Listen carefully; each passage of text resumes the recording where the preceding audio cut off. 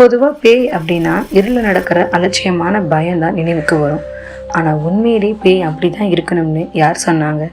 அது ஒருவேளை நிறைவேறாத கனவாவோ, முடியாத காதலாவோ, விட்டு வைக்க முடியாத ஒரு வேதனையாவோ கூட இருக்கலாம்ல. அப்படி ஒரு உணர்வாக தான் பேச வருது இந்த நிழல்களின் குரல்.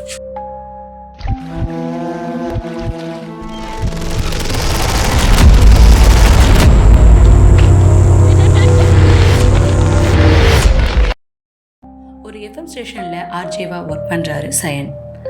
அவரோட ப்ரோக்ராம் நைட்டு, அதாவது விடியக்கால்னு கூட சொல்லலாம், 3:30 மணிக்கு ஒளிபரப்பாகும்.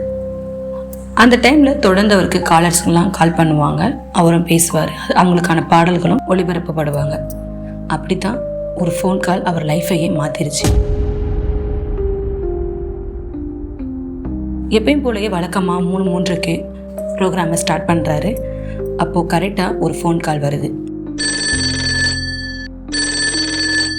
தொடர்ந்து ஒரு 2 நாளாக அந்த ஃபோன் கால் வர்றப்பெல்லாம் அட்டன் பண்ணோன்னே அமைதி மட்டும்தான் இருந்துச்சு. ஒரே சைலண்ட்டாக இருக்கும், யாருமே பதில் பேச மாட்டாங்க. இவர் லைன் கட் பண்ணிடுவார்.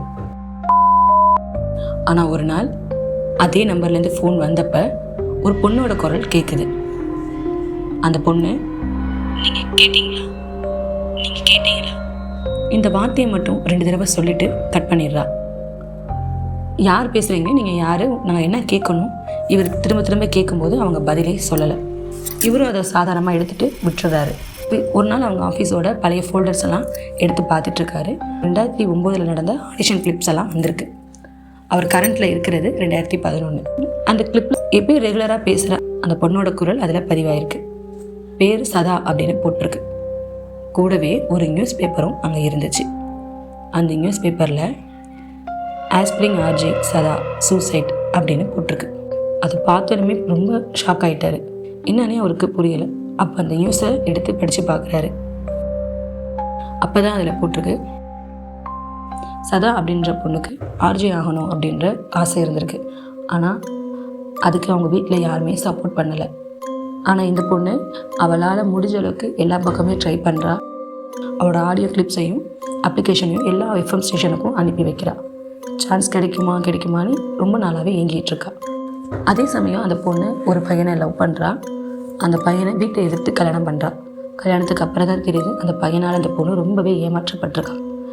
அதில் மனம் உடைஞ்ச பொண்ணு அவனோட துரோகத்தினாலையும் அவளோட கனவு நிறைவேறாத ஏக்கத்தினாலையும் ஒரு நாள் 3:33 சூசைட் பண்ணிக்கிறா.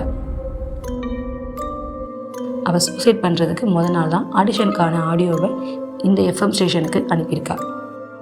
சதாவை பற்றி சயன் தெரிஞ்சதுக்கப்புறமா அவனுக்கு அந்த குரல் பின்தொடர்ந்துக்கிட்டே இருக்குது. நீங்கள் அதை கேட்டிங்களா, சயன் சயன் அப்படின்னு அந்த பொண்ணு கூப்பிட்ற குரலும் அந்த ஆடியோவும் ப்ளே ஆகிட்டே இருக்குது. அந்த ஃபோல்டரை டெலிட் பண்ணலான்னு அவர் எவ்வளவோ ட்ரை பண்ணாலும் அது டெலிட்டும் ஆகலை.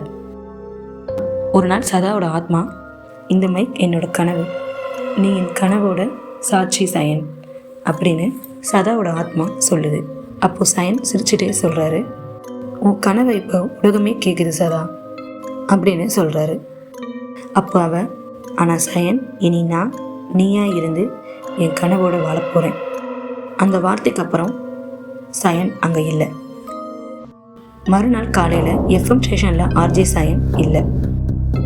ஆனால் அன்னைக்கு நைட் மிட்நைட் எகோ ஷோ ஒளிபரப்பாகுது. இப்போ என்னோட பேச போகிறவர் சயன், நான் உங்கள் சதா. இந்த கதை உங்களுக்கு பிடிச்சிருந்தா லைக் பண்ணுங்கள், கமெண்ட் பண்ணுங்கள், ஷேர் பண்ணுங்கள். தொடர்ந்து இந்த மாதிரி இன்ட்ரெஸ்டிங்கான ஹாரர் ஸ்டோரி பார்க்க நம்ம சேனலை சப்ஸ்கிரைப் பண்ணுங்கள்.